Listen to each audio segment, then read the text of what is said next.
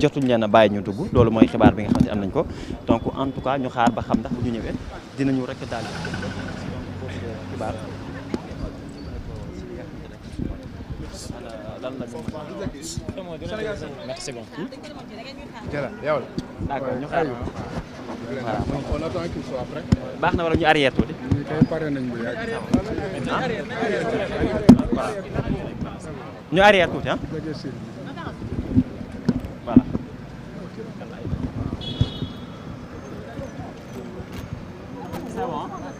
waaw ñu arrière tuuti ah. C'est bon. Alors qu'il est avec nous, il était avec nous.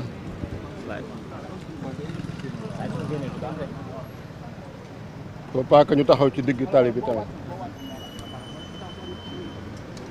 Il faut cabrer le ministère de l'Intérieur na feeñ. kon na voilà. voilà.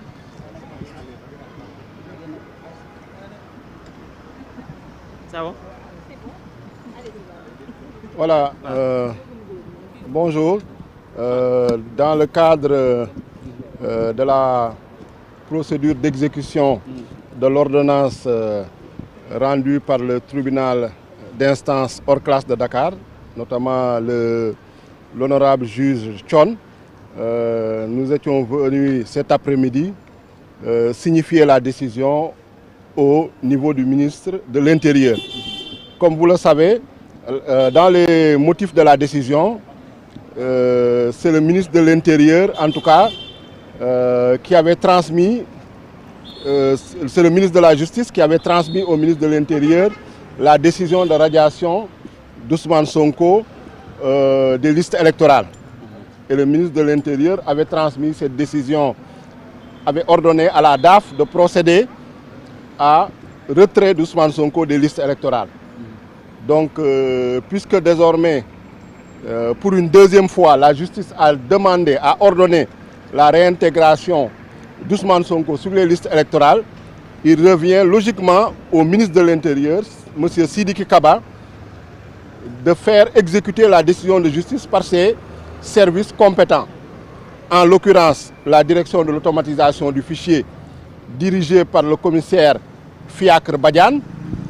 qui doit réintégrer immédiatement dans les listes électorales M. Ousmane Sonko. Et également le directeur général des élections, le commissaire Tanor Kendele Sidifal, qui doit également remettre les fiches de parrainage qui font partie des dossiers de candidature pour le candidat Ousmane Sonko. Hier, nous étions à la DGE, nous avons noté en tout cas ce qu'on appelle du banditisme administratif. Il n'y avait aucune élégance administrative ni républicaine. Et aujourd'hui, nous sommes venus voir le principal responsable,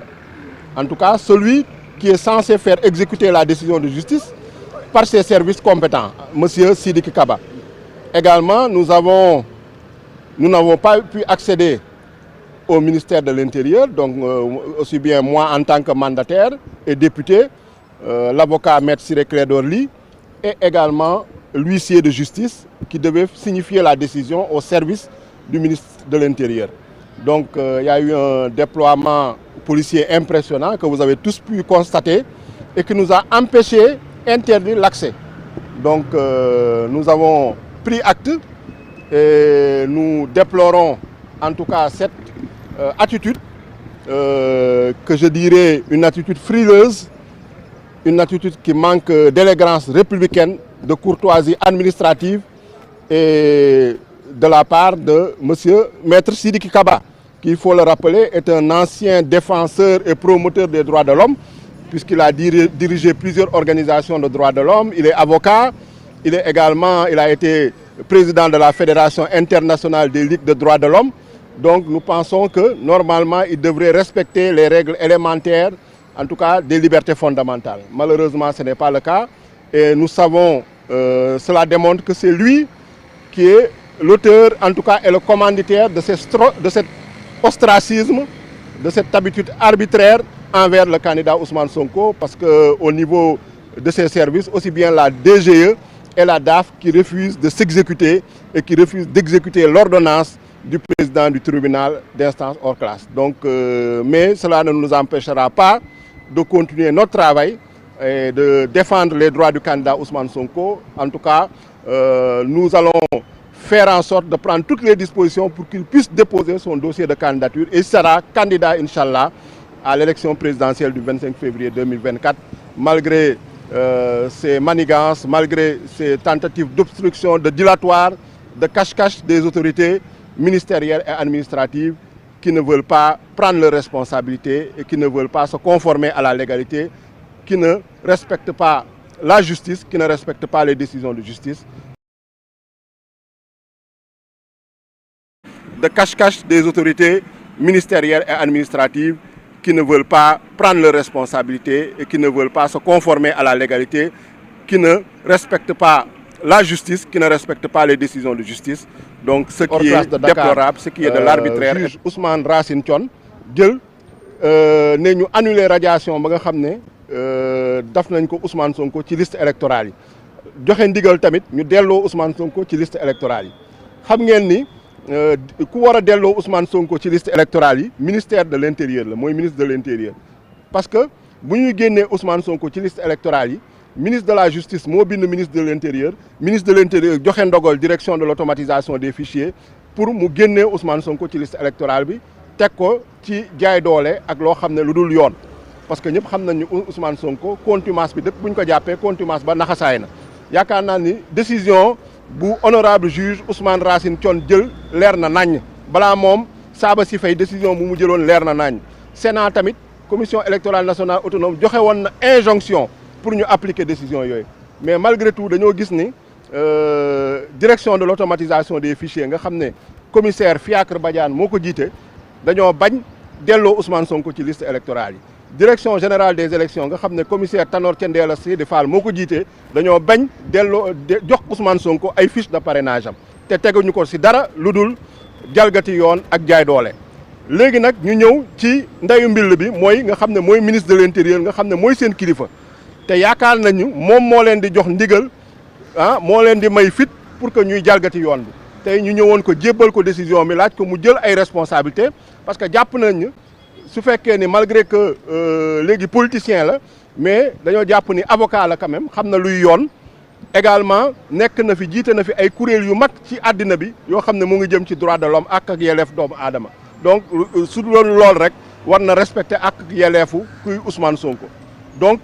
tey ñu ñëw nag ministère de l'intérieur mais malheureusement comme nu mu demee démb DGE ak tey suba CDC caisse de dépôt et consignation bàyyi ñu dugg dañu fekk dispositif policier ñu préparé xaar ñu ñëw ba ci bunt bi bëgg a accéder ñu ne ñoom de instruction yi ñu leen jox en tant que policier mooy ñu téye ñu ci bunt bi donc ñu nag maître Ciré Clédor Ly jël nañu acte te wax ni tamit lu ñu waroon daf nañ ko huissier bi tamit liggéeyam bu mu war a daf na ko léegi lu ci des nañu topp affaire yi ba mu sës